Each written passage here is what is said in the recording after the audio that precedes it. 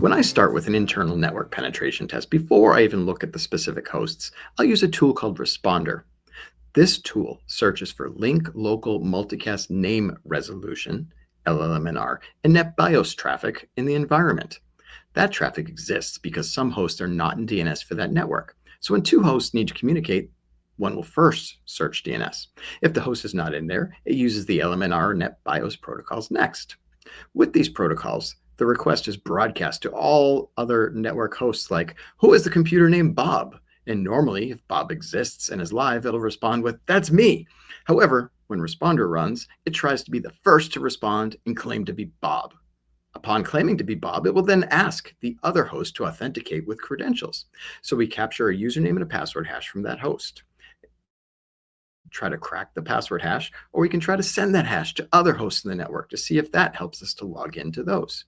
And sometimes that works.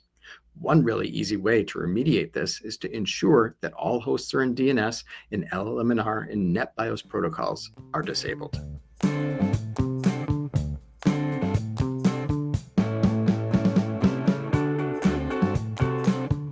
The MSPs can protect themselves by having clear documentation about what has been done within a network. All of security is about risk management. We know the only secure computer is one that is chopped up in a million pieces and spread out over all the oceans. We don't really want to do that, so we need to accept a certain degree of risk. A security incident may happen that is within that risk.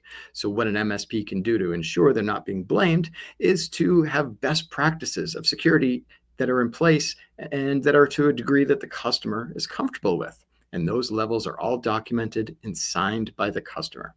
This way, when the incident happens and the client wants to know why it happened and what steps were done to prevent it, this documentation can show the risk was accepted by the client. In short, have clear, solid written communication.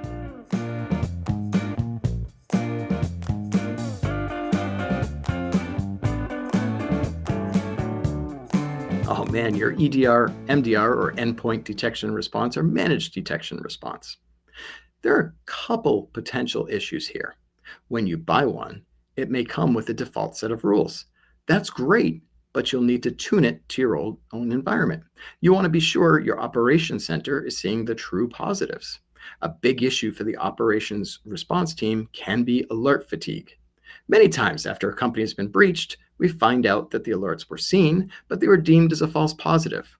You want to have both the alerts and the operators reacting to the alerts to be properly tuned, so when the true attacks happen, they're quickly detected and acted on. One quick last tidbit for you here. I recommend that you use a privileged access management or PAM tool.